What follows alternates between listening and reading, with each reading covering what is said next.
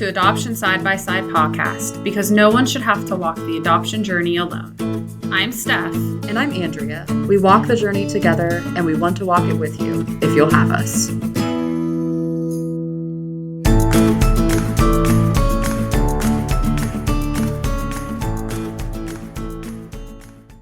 Hello, friends. Today's episode was recorded with Stephanie and I at the podcast mic, and our special guest appeared by Zoom. Because Zoom is run using the internet, occasionally the internet connection would falter, so we have a few minor audio glitches. We apologize for this, and we appreciate you sticking with us amateur podcasters. Now please enjoy today's episode.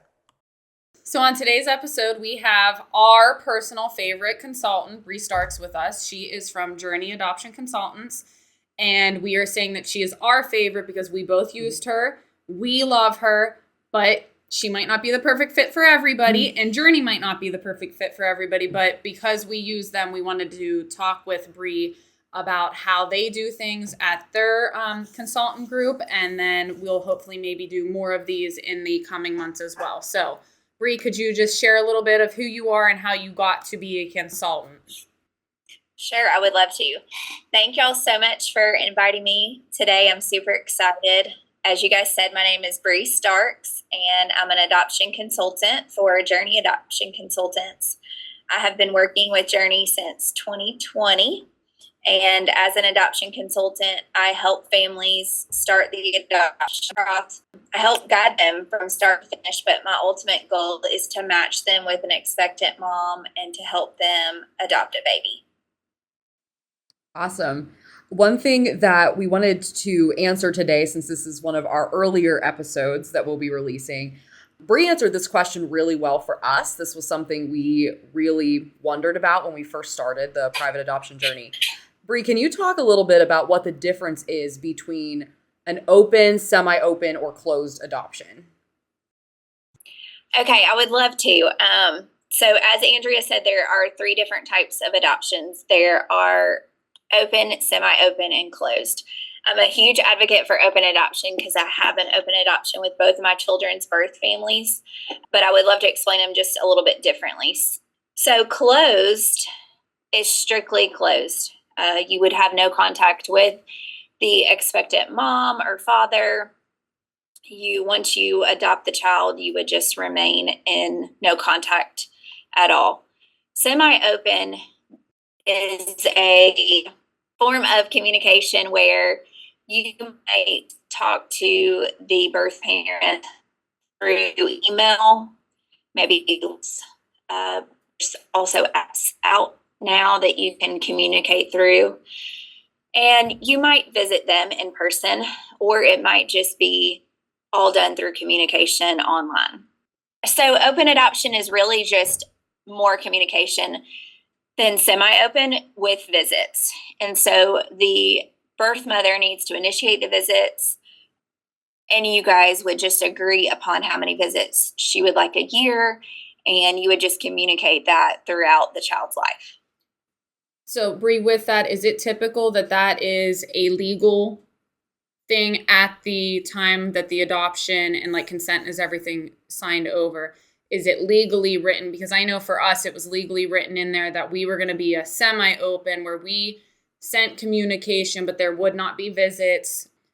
And that's how ours was written out. And we signed that, and the birth mom and everybody there had to sign on that. Is that how that's typically done as well? That it's almost like a legal document so that both parties are kind of protected? Yes. So it is always done as a legal document. So both parties would sign. But after you sign, it still has to happen through the agency or the birth parent. So your communication is what they do desire at the time of birth, but throughout the years, the contact may become less or it might become more depending on how involved they want to be. They might ask for more visits as the child gets older, or you might hear from them less depending on the current situation. But they do ask them what they want at that time. But as we all know, years pass by and sometimes we have less contact and then sometimes we have more contact.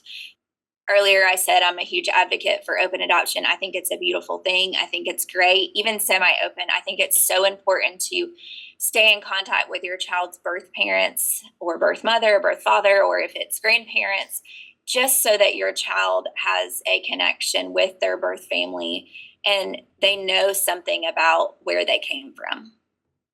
And then one last thing on that one. Have you ever known a family adoptive side where they've needed to go and make changes legally because that they feel that the communication is too much or that there's been a change and they just feel that they need to added protection, more or less? Have you ever heard of that happening? I've heard of it. I've never had someone that I've personally helped. Okay. Someone that has been, my family that I've helped through the consulting side. I've never had anyone reach back out to me to say, "Hey, Bre, I need to update things on the legal side." I haven't. I think everyone just really strives to honor their birth parents. I do encourage families, if there's ever something that arises that is not in the best interest for their adoptive child, that's okay. And you can reach back out to me or the agency that they matched with and let them know. Certain things arise, and you might have agreed to see your birth mother one time a year, and when that one time came and maybe she just wasn't at the best part of her life for that year, and she, you found that it was not at the best interest for your child to see her that year, I always encourage them, reach back out to the agency, let them know, this year we just don't think it's at the best interest for our child to see their birth mother. Can we postpone it? And, explain the situation. And then, but I always encourage them to still love on her. Absolutely. And be there for her. But if it's not at the best interest that year, that's okay. You can reach out to the agency and let them know, and they'll encourage you to, reach back out when it is time to meet again. But sometimes those things do happen. But I've never personally had. Everyone that I've worked with is just great about open adoption or semi-open, and they love to be with their birth parents. Okay, thank you. I know that I've had friends tell me that's a reason they are hesitant about adoption, is they're like, what would that relationship look like? And I think that people imagine it can turn into a dangerous situation. That's so rarely the case that it's encouraging to hear you have not experienced a lot of that yourself through all these families that you've worked with. Yes. And I always tell families and people that I just even know personally, I cannot do what I do without the love of Christ. And because of how great our God is, I can sit at a table with children's birth families and gather around and have fellowship. It's just truly wonderful time. We meet at a restaurant, we meet at a park, or, always at a public place. And we share just the wonderful fellowship of each other. And it's just a happy, exciting time. I tell people all the time, we're not crying or emotional. It's just fun. We gather around. It truly feels like family. I often share, I did not grow up seeing my aunt, uncle, and cousins all the time. We lived in different states. And so when we did meet, it was happy. It was exciting. The cousins played together. We had fellowship together, and we just picked up right where we left off. And I often use that as an example because anytime I see my daughter's birth family, like, we all get so excited. They're truly so incredible, and we love to see them and have fellowship with them, and the kids play together. And it just feels like, while they are, true siblings, it feels like, true family. We gather around. It's like that cousin where you can just pick up where you left off and love on each other and just share great Christian fellowship. All right. So what is the difference between a consultant group, like what you and Leanne and the rest of the group does, and an adoption agency? Because that's a question that I know I get often, and I believe Andrea and Bryson do as well. What's the difference between the two? Okay, that's a great question. And I get asked that a lot as well. So as a consultant, I work with only the hopeful adoptive parents. So we do not ever work with birth mothers at Journey Adoption Consultants. We strictly work with hopeful adoptive families. So we help guide them through the process from start to finish and ultimately match them with an expectant mom. But we have to make those matches through adoption agencies. So adoption agencies work with the expectant mothers. And so they reach out to us as a consultant and ask for the adoptive families. So agencies work with expectant moms who are pregnant, expressing that they want to place their child for adoption. They're going to be there for them, counsel them, educate them. And when the expectant mom makes an adoption plan, then they will reach out to us because they know we have hopeful adoptive parents waiting to adopt a baby. And so then they will reach out to us. And that is where we get the situations. I often use the word situation, cases. It's the same word. And that's where the adoption agency will write up a situation about the expectant mom, and then they send it to us. And then we forward it to our families and let them review the situation. And then if they want to present to that mom, they let us know that they want to present. And then we show their profile book to that mom through the agency. So great question. I get asked that all the time. And the biggest difference is that we do not work with expectant moms. We only work with the hopeful adoptive parents. I think I kind of looked at that along the lines of a consultant is the person who's really coming alongside you. They're helping, I don't use the word advocate, but they're helping you sift through all those decisions. And yes. So, well, as you guys know, I tell everyone, I'm like, my families usually become lifelong friends like you guys, and I love it. I get to see their children grow up and all that. But I often say that the consultant is like the middleman. We're the person between the agency and the hopeful adoptive parents and the expectant mother, because we don't work with them. We have to have those relationships with the agencies that we work with to connect our adoptive families to an expectant mom. So we're the person kind of in the middle, but I help guide those families. They become lifelong friends, and it's just great to have that person as a consultant. My families come to me, as you guys have, and ask questions and for guidance and encouragement. And I could not imagine walking this adoption process without a consultant. I really could not. I did it for both of my children as well, and I just could not imagine doing the adoption process without an adoption consultant. Right. And Alex and I have said that as well. Like, if and when we go for a second, we want Bre to be walking alongside us, as well as Andrea, because she was a huge, even if Andrea's not in the middle of it again, but it was just so nice because we could call you with any question we had, or like that time that we were going to have that phone call with that expectant mom. We called you and you walked us through and you settled our nerves. One, because you had done it twice before, but also because you just had the experience that you were like our guidance counselor in a sense for that part of the journey. And it was nice to have you there. And that's what I tell all my families. My phone is always available. If you need me, you call me, you text me, you email me. Anytime you need just a word of encouragement or advice or anything like that, that's what I'm here for. So it's truly a blessing to help each family. That's a great segue into our next question, which is a little more on the personal side, which is what led you to start working with Journey Adoption Consultants? So in 2018, I adopted my daughter, Stella, through a consultant group, and it was truly, honestly, the best thing I've ever done. I've always wanted to adopt a baby, always felt the Lord calling me to adopt.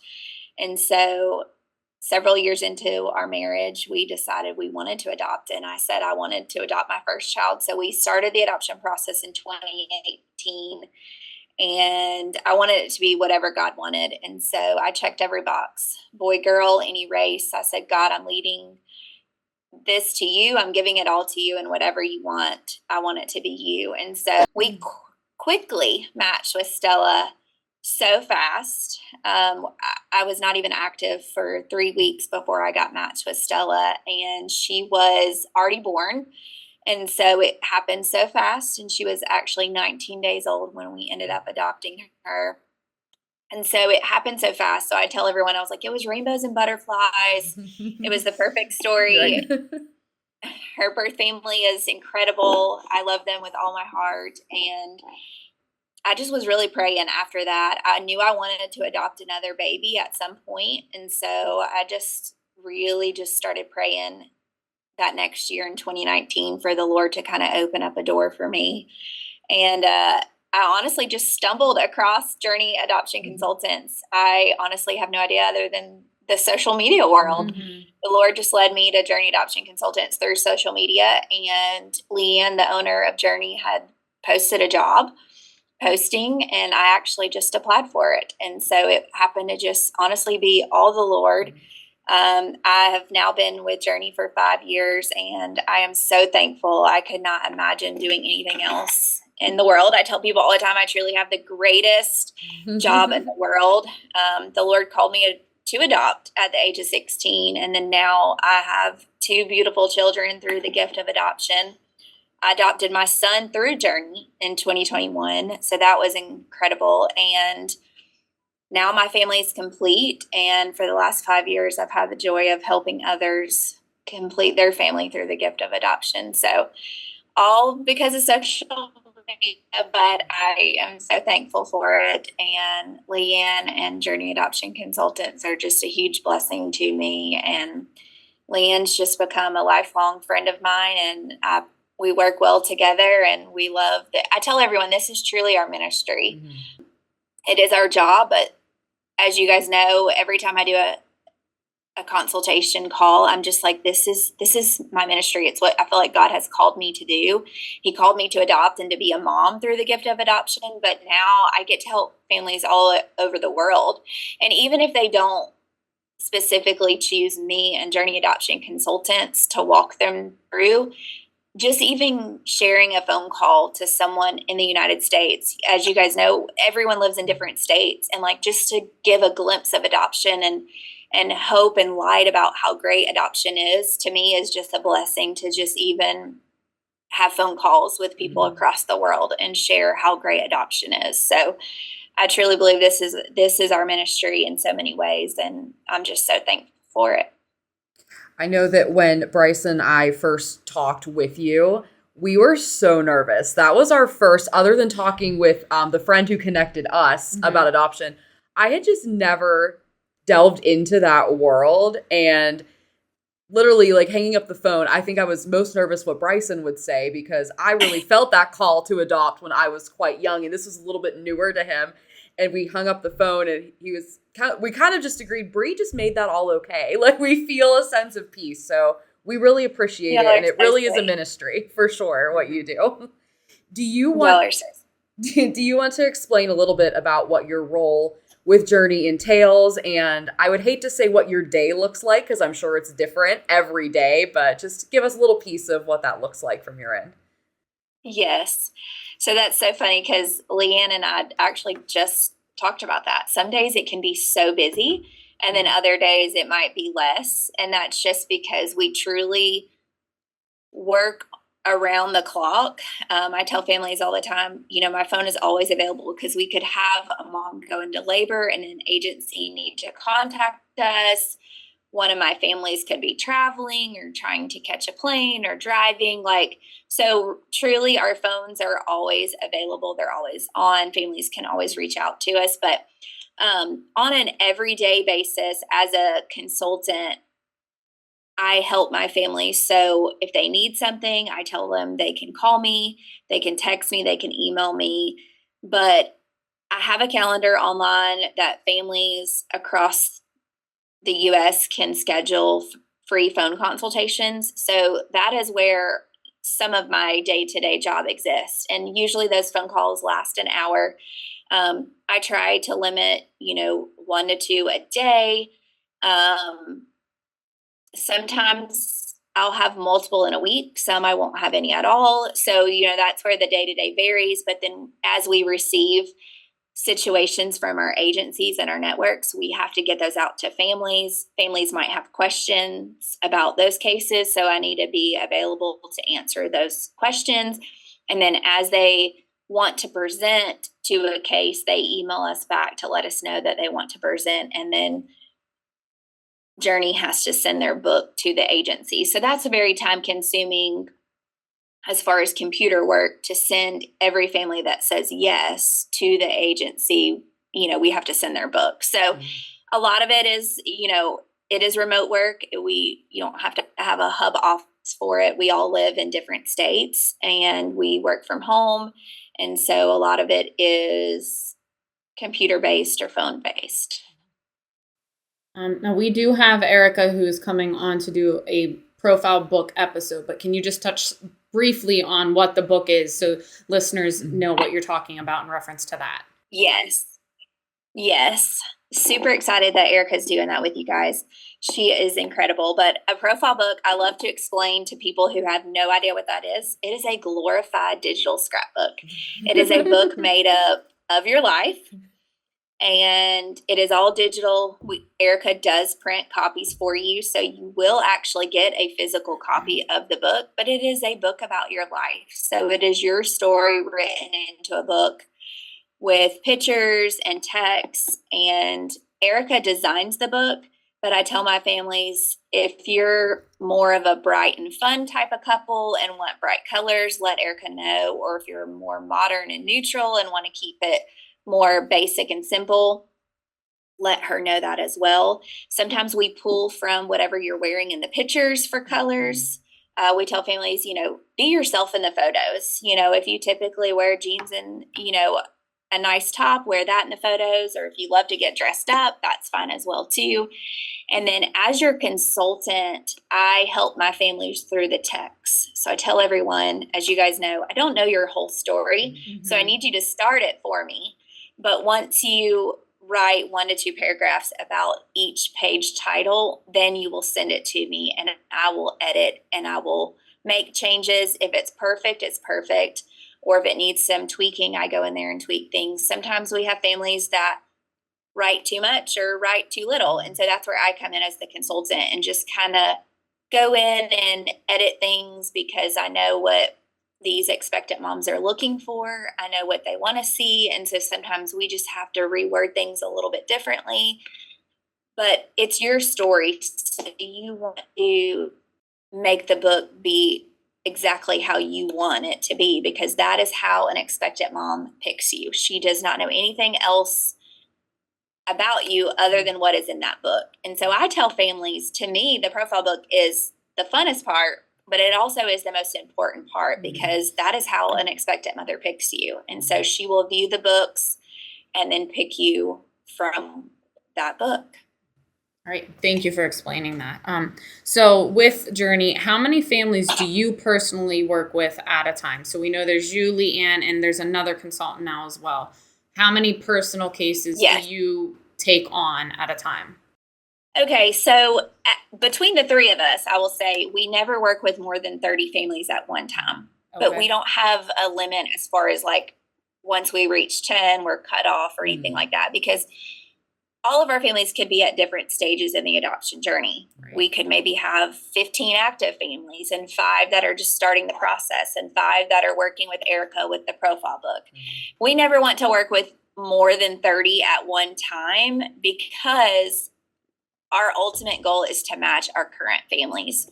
So if we get too many families at one time, we want to give our families that are currently with us the time, the attention, everything they need. And we ultimately, our goal is to match them with an expectant mom, see them become parents through the gift of adoption. And when we get too many families, you can lose sight of that. And that's what I tell everyone on my calls that I do with them is it's not about necessarily about numbers. It's, it is our ministry. And so our goal is to match our current families. Mm-hmm. And so we never want to lose sight of that. And so there has been times in the past that we've had a wait list. We've had just an overabundance of families at one time.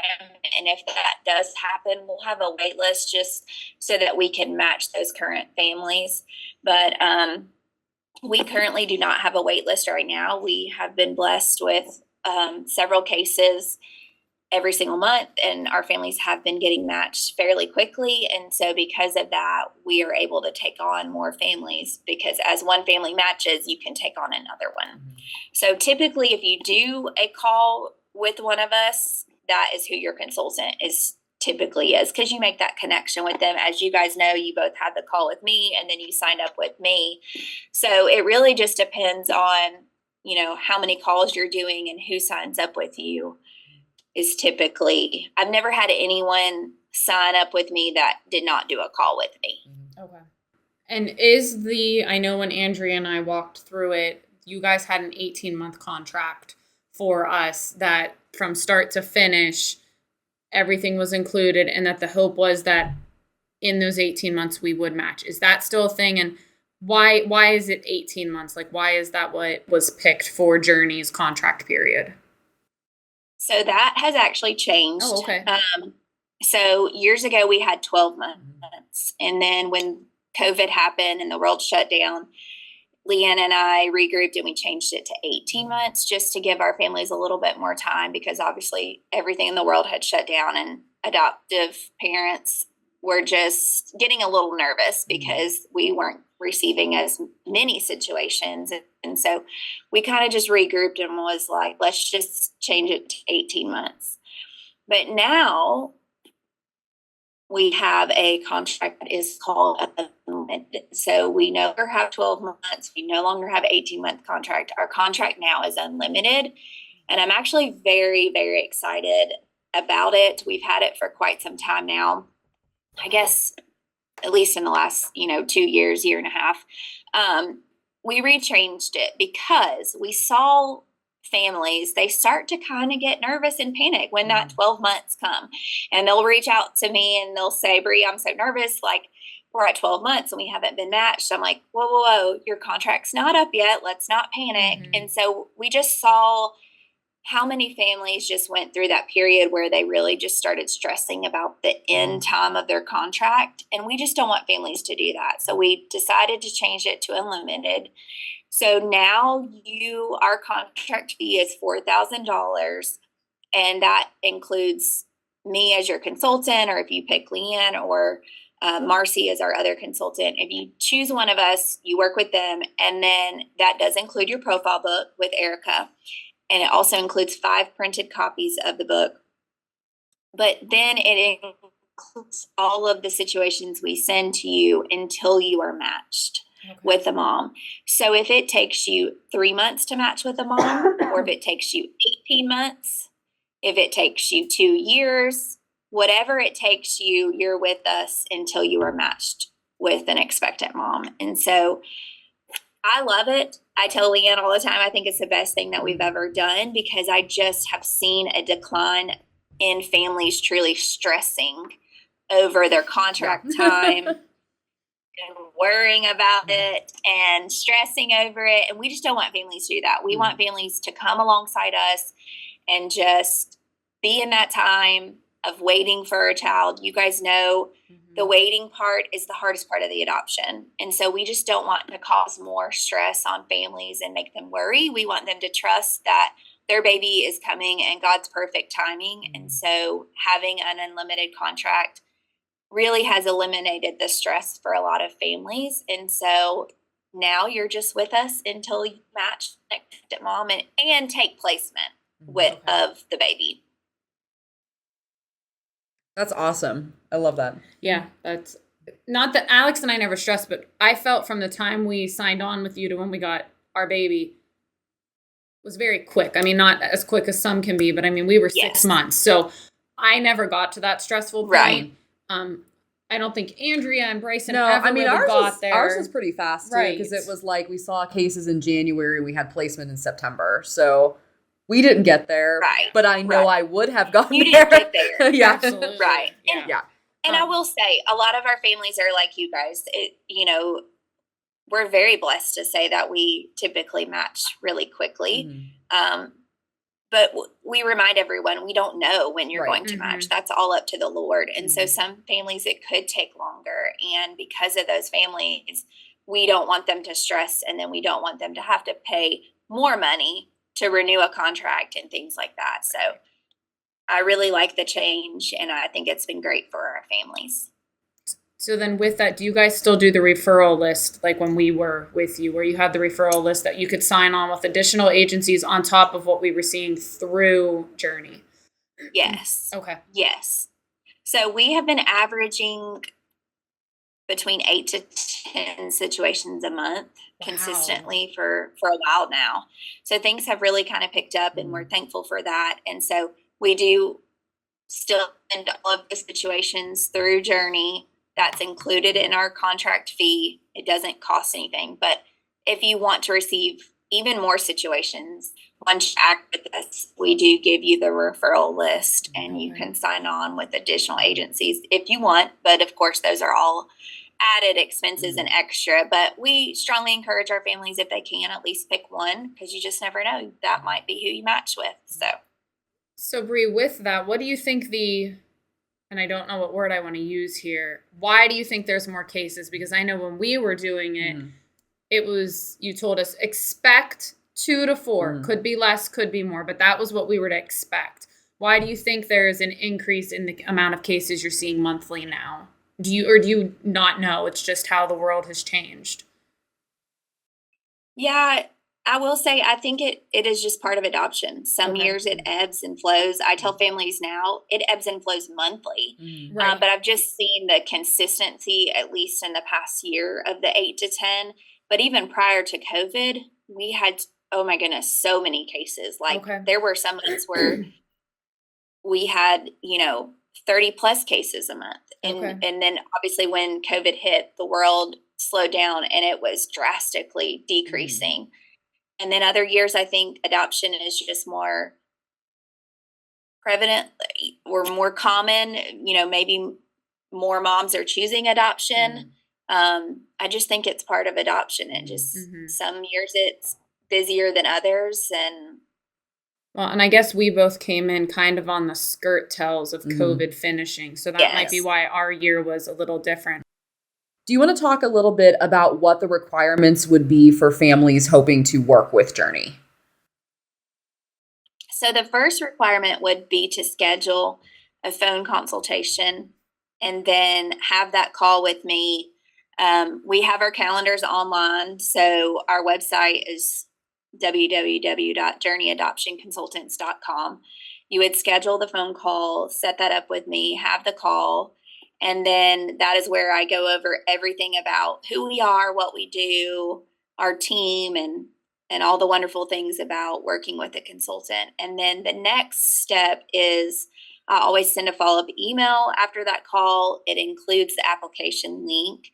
And if you want to fill out an application, you fill that out, and then we review those, and then we email you to let you know that you have been approved. And then right after that, I tell families, I was like, we get the ball rolling. Like, we start this as quickly as possible. Leanne sends you the invoice for the $4,000 and you pay that.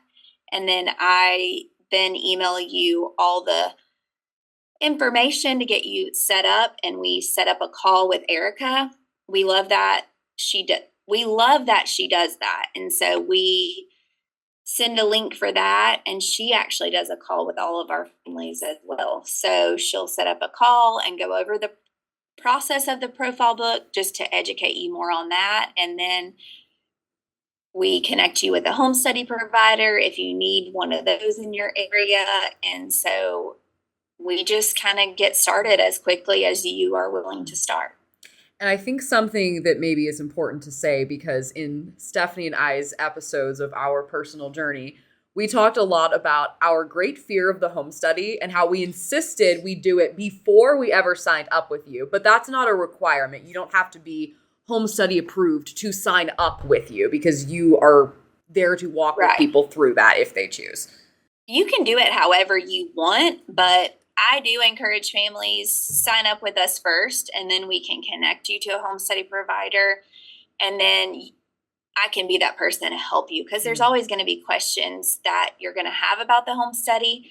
And we really, really, really encourage families to do the home study and the profile book at the same time, just so that we can finish them at the same time, because your home study is only valid for a year. And then you don't want to finish that and then start the profile book process with Erica, which could take 2 to 3 months. And then you lose 2 to 3 months of your home study, because you have to have your home study and your profile book done and completed to present to situations. And so you don't want to lose part of your home study by waiting to finish your book. So we suggest signing on with a consultant first and then us helping you through the home study process and the profile. No, and I can say that was one of the reasons why, because we were back when you had the contract of 18 months. Yes. I think we both did it before because we didn't want to be not wasting, but we didn't want to be using contract time to try and get our home study done. So I know the minute we were told that our home study was approved, we were calling you and we had done everything already. So all we needed to do was pay and say, hey, we're ready to go.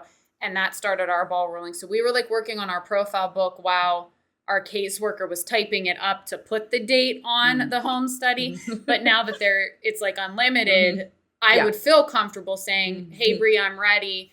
Hey, Kelly, I'm ready, and doing it hand in hand so that that's all going together so that we can start seeing cases the minute that home study date is given to us. Yeah, so I think that what Bre is saying is don't be anxious little beans like us. You'll be okay. Yes. You'll get through the home study. We were just so convinced we could never possibly pass a home study. You know, we were so anxious, and something we're stressing in many episodes is that is not the case. It is so much easier than is in your mind. So don't stress out over the little things. Yeah. There are bigger things to put your stress towards, I guess I want to say. Yeah, I tell everyone, it's like they make the home study so much more than what it is. As long as you live in a clean, livable home that is, safe for children, you're fine. So don't stress over it. Just don't let those little things get to you because it's not as big as most people think it is. She's saying don't comb the cat tree with a flea comb to get all the hair off because that's a little extreme. It was me. It was definitely me. Don't paint the baby's room the day before your home study. That doesn't need to be a thing either. And that was her. That was me. Yes. That was a me thing. We all had them. All the things we're learning to try and help all of our listeners if you're going to do this, not to drive yourself crazy. Yeah. That's our goal. We want to hopefully be a little bit like you that puts people's mind at ease on these things. And I think our final question, although we may come up with some more through this, is do you just have any favorite moments from your time working with adoptive families that you're able to share? I know that's a big question, so we know we were your favorites. Yeah, we were your favorites, of course. So you don't need to say that. We already know. I know. So here's the thing. It's very, very hard to pick that because, oh my goodness, I tell everyone I'm so thankful for every family that has chosen Journey and has chosen me to be their adoption consultant. It has been a blessing. Sometimes, I'll be honest, I have a notes tab on my phone of all my Journey stuff, and I often look back through the years, and I have the families' names listed and like when they matched, and it's just so incredible to scroll through that little notes tab and just see all the families over the past 5 years that I've helped. And to add those numbers up is just all glory to God. And that's what I tell people all the time. This is all God, and I'm so thankful for it. I will say probably the exciting over the top moments are those families that, presented to one case and got matched and had to hop on a plane the next day, or those stork drops that happened to be, born right then and they had to get on a plane. Like those are just like crazy, exciting moments. And like to make those calls and let them know. And they're like, we just became active. And I'm like, I know. And you're getting a baby, like get on a plane, But honestly, every call that I get to make and tell families, as you guys know, like it's so incredible. I cry happy tears with my families because I see these families that have been waiting for that call. I was that family that waited for that call, and I still remember my call yesterday, like it was yesterday. It's just so special when you get that call that you've been matched with an expectant mom and that you're going to have a baby through the gift of adoption. So everyone's story has been so special to me, but I'm so thankful. But those last minute match calls, I think, have been the most thrilling and energetic ones. But of course, every call is so special. I'm tearing up. I told Andrea to be prepared for this. I've been having a very weepy week. Tearing up because as you were saying that, and I'm going to start crying fully here, I still remember being at work in the situation, and I've been talking about it a lot because I've had a lot of friends come to me recently asking about wanting to hear our story more. And remember standing at work, feeling that out-of-body experience, and your name popping up on my watch. And my brain going, Bre never calls me. She's calling to say we've matched. I need to pick my phone up and answer it, but I can't because Bre, like, you know, just that shock and awe. So like just you saying that, it brought back like all those emotions that you wait so long for, and then they're there. Okay, I'm going to stop talking. So get your tissues over there. Yeah, I have a whole package here, Bre. I don't know if I talked about this in my story or not, but because we matched through one of the agencies from the referral list, you didn't get to call me because the agency did. Yeah. But then I texted you and you called me right away and you were screaming and it made me so happy. No, that's the only thing that, you know, is hard for me because I tell families all the time, I'm like, it's the greatest joy in my job is to call to let you know you've been matched. So there have been times like you, Andrea, where I don't get to call and I'm like, no, I want to call. That's the greatest joy. But I, as you know, call you as soon as I get the news and we share that special moment together. Yeah, and then I remember you being like, do you want to call Alex or do you want me to? Because you knew we were both at work. And I was like, no, I'll do it. But I was very thankful that you even had that thought, like I might need to call Alex because she might not be able to. I was appreciative of that. But yeah, then I say, I didn't know what I was going to say to Alex. I'd rehearsed it, but didn't fully rehearse it. And, yeah. Okay. Well, and that's such a special moment for husband and wife too. I always tell families, I'm like, that's, you know, go call your husband. It's so special. And, you know, it's just sometimes I've had families 3-way me in. That's special too. I love that. And then others, they just want that moment together. And that's great too. No, so. I guess for me it was he got to ask me to marry him, so now I'm getting to tell him, you know, we have a baby. Like and just that, you know, the biological end of it, the mom typically knows first. Right. So, you know, it was that tie-in too. But just getting to say those words, are you ready to be a daddy, was like just as big of a blessing as him going, will you marry me? No, I'm going to cry. Stop. Here, I've got tissues. All right. So I believe this is our last one. Bre, are there any helpful tips or hints that you can give families that are just starting? They haven't maybe decided if they're doing an agency or a consultant group, or maybe they're in the midst of it. Something that through your experience as an adoptive family yourself, but also a consultant, that you want to share with listeners. I always encourage families when they do consultant calls to schedule other ones. It's okay to do that. I honestly encourage it because while there are multiple consultation groups, one might be better for someone over someone else. And so just the same thing as working with an agency, you might find in your hometown that you really, but you might find one in a state that you like better. So like do your research, have those calls with other people, see who you connect with, who you feel the Lord leading to you. Of course, pray about it, see where the Lord guides you.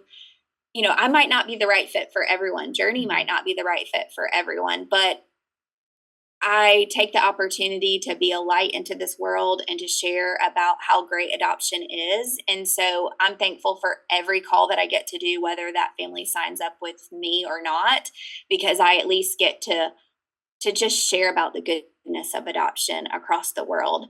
But do your research and see who you feel more connected with and who you feel the Lord is leading you to. Okay. Good advice. Yes, I love that. All right. Well, thank you so much, Bre, for being on today's episode. I know you answered questions that we had back when we first started. And then I think you answered even more like you did on our conference calls with you back at the beginning. You answered questions that we didn't even know we had. And I hope this was helpful for listeners. And Andrea, do you want to close us out in prayer? Sure, I'll do that. And thank you both for asking me to do this podcast. I thoroughly have enjoyed it, and I'm so thankful for both of you. And we hope you'll be back to do your personal story too when we have. Yes, sometime I would in the future. I would absolutely love that. All right, let's pray. God, thank you so much for bringing us together today. We are so thankful for Bre and the impact that she has had in our lives, as well as Journey Adoption Consultants. You put Journey Adoption Consultants in our lives to bless us with our sons. And we are just so thankful for the wonderful spirit you have given Bre, this wonderful ministry that she has. And we thank you for her willingness to talk to our listeners today, to give them some information. And we just pray that you continue to bless the ministry that Bre does, that her group does. And we thank you for them, Lord. In Jesus' name, amen. Amen. Thank y'all. You're so sweet. Oh, thank you. Thank you for listening. We hope you enjoyed today's episode. You can find us on any major podcast platform and on Instagram at Adoption Side by Side to listen to more episodes and follow along in our personal adoption journeys as they change.